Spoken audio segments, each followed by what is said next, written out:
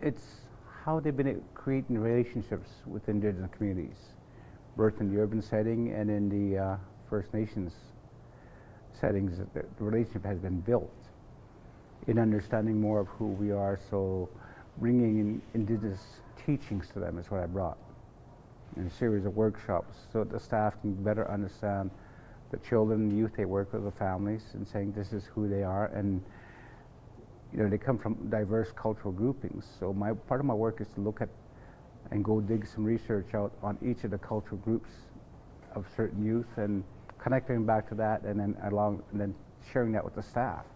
This is what this cultural group has. And then we took a swing out of that, and something Hull does not do, which we are doing, a program we call Braiding the Sweetgrass, to deal with intergenerational trauma, taking young Indigenous families with kids from K to 12 and working as a whole family unit.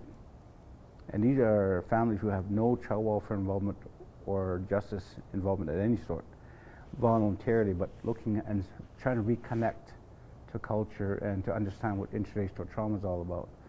So the legacy education of residential school, and really taking them through a gamma of teachings that they need to know. So it's bringing in elders from diverse cultural groups. We have them coming in there, so using a part of Dr. Bruce Perry's work around NMT, which is neurosequential modeling therapeutics. So we bring that all together, and then what we call it Braiding the Sweetgrass. That when I sat with the elders and said, we need to title this. And I had to braid the sweetgrass, and says, why don't we just call it Braiding the Sweetgrass? And I said, okay. And I had the same idea, reason I brought it. And I said, so what are we looking at? He said, every strand by itself is weak and can be broken. So every strand will represent anybody and everybody who comes through this program, including the elders, the facilitators. Each represents a strand. That and NMT is a part of that strand too. So once we start bringing them all together and we braid that, then do we create strength and understanding. So a part of that is their own journey, and I guess that's a form that we say for the families going through that. It's another way of looking at reconciliation for them, that they're able to reconcile with what was not afforded to them, and then have them allowed and give themselves permission to go seek more information. One particular family I know that went through that, and I said, you know, you're not a Blackfoot, we're not teaching Blackfoot, but you are from your own First Nations.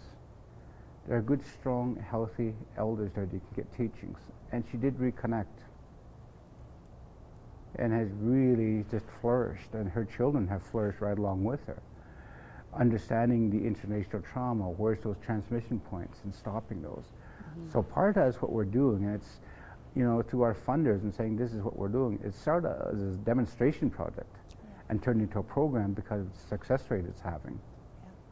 You know, and the outcome really was designed for children to stay in school. And the outside said, we'll never know that immediately. That's long-term effect. But also in looking at how we work with things, that there was no wrong way to do this program and no absolute way to do it. I told them that was the beauty of it, is that it had that flexibility to do something like that and to be inviting of all other knowledge. So this is where we come to and saying, this is what we have to do. So it's a complete takeaway from what Hull Services would normally do, and saying we need to invest in what is workable, what is sustainable. And I think even the point where I heard one person tell me, he says, it's also the magic of what it does to families.